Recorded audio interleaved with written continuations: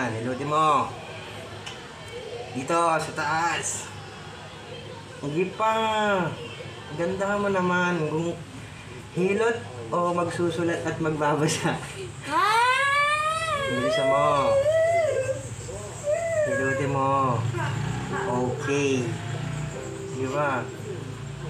Ganon-ganon naman. Ganon-ganon. Ang ganda mo naman. Parang wala kang kagana-gana eh.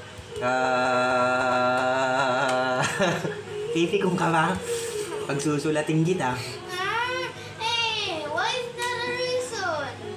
Dito ayan ang mga muscle masasakit. Hindi. Ang bigat mo na makahinga. Susulat. Bilis. Matagal.